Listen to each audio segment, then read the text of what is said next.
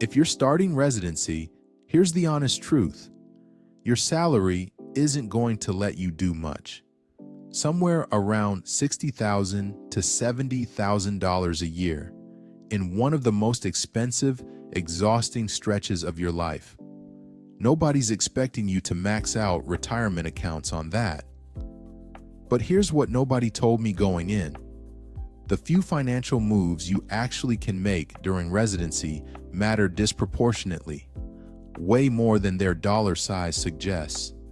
Some of them get permanently more expensive or permanently unavailable the longer you wait. This is what I wish someone had sat me down and explained before my first day. 5 things, in order of how much they matter. This is the one that matters most, and it's the one almost nobody does on time. Individual disability insurance, specifically an own occupation policy, protects your income if you become unable to practice your specialty, not unable to work any job, unable to do your job. For a physician, that distinction is everything. A hand surgeon who loses fine motor control in one hand is disabled from surgery, even if they could technically still do some other kind of work. Here's why timing matters so much. Your premium and your insurability are locked in based on your health at the time you apply. Residency is usually the healthiest, cheapest moment of your entire career to buy this. Every year you wait, you're one diagnosis away from a much higher premium, or being denied coverage for that condition entirely. A new mental health diagnosis, a knee injury, a family history flag that shows up on labs. Any of these can limit what you can buy later, even if they'd never have stopped you from getting full coverage now. Most residency programs don't automatically provide this, or only provide a small group policy that isn't enough and doesn't follow you when you leave. An individual policy you own personally follows you for your entire career, regardless of where you work. This is genuinely the highest leverage financial move available to you in residency. It's not the biggest dollar amount. It's the one decision that protects every other dollar amount you'll ever earn. Second, figure out your student loan plan now, even though the real payoff push comes later. If you're eligible, an income-driven plan, currently RAP, the Repayment Assistance Plan, may set your payment based on income and family size, with a $10 minimum in some cases. That's usually the right move during residency. It keeps your monthly cash flow available for the other things on this list, rather than locking it into loan payments at a moment when your income can't really support aggressive payoff anyway. The one thing worth tracking even now, if you're at a nonprofit hospital or academic program, your residency years can count toward the 120 payments needed for public service loan forgiveness, as long as you're on a qualifying repayment plan and you submit the employment certification form.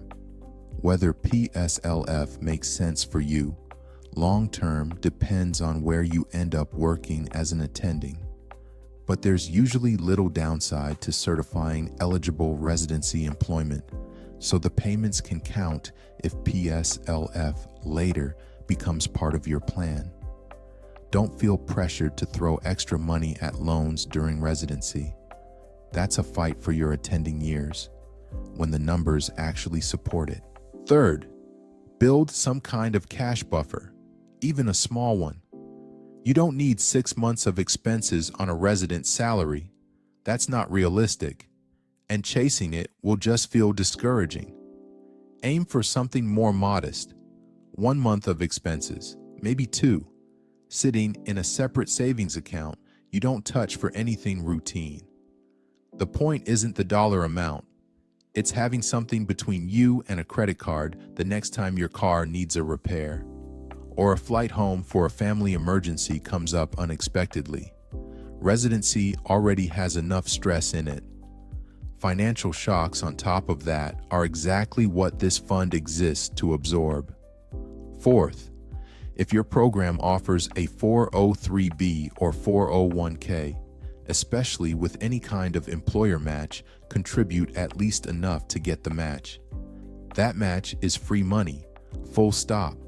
There's no investment anywhere that reliably pays an instant guaranteed return like an employer match does. Beyond the match, this isn't the time to be aggressive. The real retirement saving push happens once you're an attending, and the dollar amounts mean something. But the habit of having a retirement contribution coming out of every paycheck, even a small one, is worth establishing now. It's a lot easier to ramp up a habit you already have than to start one from zero when your income triples. Last one, and it's less about a specific account and more about a mindset. Get comfortable living on a resident's income before you ever have an attending's income. It's tempting to lean on credit cards or loans to smooth over residency, telling yourself, I'll fix it when I'm an attending.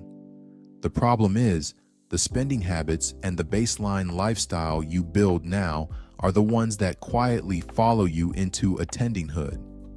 If your baseline is calibrated to resident pay, the jump to attending pay feels like an enormous windfall. And that gap is exactly what funds aggressive loan payoff, catch-up retirement savings, or just financial breathing room, instead of disappearing into a bigger house and a bigger car payment by default. You don't have to live like you're broke. Just don't let your spending quietly inflate to match income you don't have yet. If you only do one thing from this list before residency starts, get disability insurance quotes this month. It's the one item here that gets more expensive, or disappears, the longer you wait. Everything else on this list you can ease into. Quick disclaimer: everything in this video is general education, not personalized financial, tax, or legal advice.